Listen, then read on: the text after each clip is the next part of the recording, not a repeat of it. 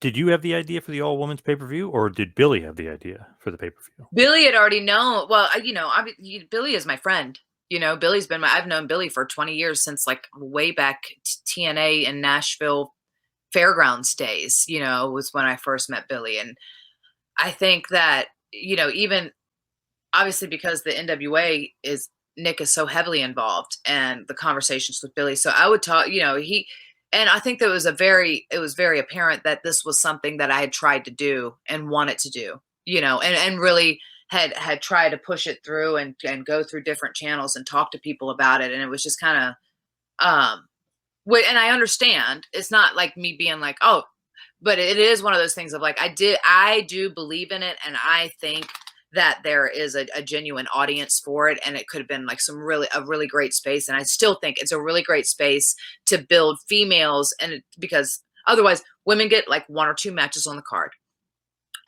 And I recognize that all of my successes, failures, all of that came at the hands of men, in the sense, because that's who's written the storylines and done all of those things for years. And so I am still very, very grateful for it. But I think that we've evolved to a time now where they're not always authentic to females, because they can't see it from a female's perspective. So I just think that we're in a space where we can see wrestling for the first time from a woman's perspective, of the woman, kind of helping guide what that looks like, to then bring back, we talk about a female audience, like, oh, we don't, the demographics in the audience, because I recognize that most of our audience is a male audience. If anything, more than ever, we've opened up to like the LGBTQ plus community, to, women in general, especially like just trying to capture that female audience. But I think it's because we've never really gone after them. Like, we've never really targeted them, because we've never really related to them.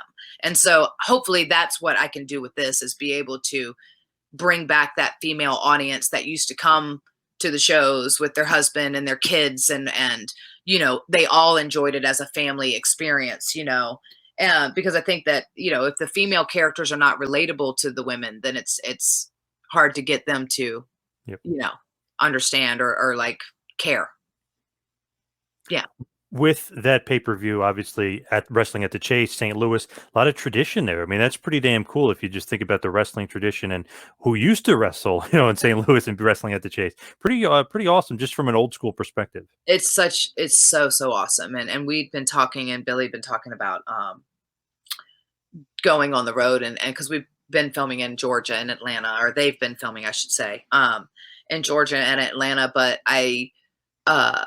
I think that the way this happened, it just kind of all fell beautifully together, because, people have been trying to get into a Chase ballroom for like almost 40 years, and they just were not interested. They didn't want wrestling there. They just weren't interested. And I think for us to be able to go back 30 some years later, since Wrestling at the Chase, is huge. It's huge, to the point where like they had the local news come down and do live from the Chase Ballroom. Historical NWA is coming back for the first time. It's like, this is a huge thing for St. Louis. It's a huge thing for us. And I think the energy, especially coming up out of this pandemic, through the ability to run and be in a space that is so historic, to go back for the anniversary show. And NWA 73 was already going to be huge, but now to do it as a double night, double feature event, like, and for the first time ever, NWA to host their first female, and for them, such a historic, I think, alliance, and really like the foundation of the wrestling business as a whole, to then step up and say, hey, we'd like a space for women to be showcased as well. I think that's a pretty powerful thing. And for me, I look at it too, and I go like, it's really ironic to me that it took Billy Corgan, who is, mostly known for his success in the music industry, and who has pretty much they've brought the NWA back to life, kind of together, and done all of this, and really gotten all this steam behind the NWA, to then go like, to me, who most people know me from wrestling and all that, and my career there, but have aspirations and like this love for the music, and have been grinding and stuff, to go like, well, actually here, Mickie, like, I believe in this, and I believe in you, because he knows me, and he knows like how I think, and trusts me. So he's like, I think that we could do this, and I think that let's do it. And I'm like, it's just ironic to me. Hmm. It's interesting, right? Like, it's just never would I would have never written that ever. And I just interviewed him probably about a month ago or so. We're talking. I just can't believe how much of an old school fan he is. I mean, the tradition of Sam Mushnick and the NWA and obviously Harley Race, who Nick knew very well. I mean, just Mhm. like all kind of came together. It's just very interesting how big of an old school fan he was. Yeah, and his synergy and love for the business. And I guess, yeah, even when I'd met him way back when, I was like, I didn't realize that he did love the wrestling business so much. Like, I just remember him being there, and I was like, cool, because I'm like a Smashing Pumpkins fan. I'm like, he's awesome. Like, that's cool.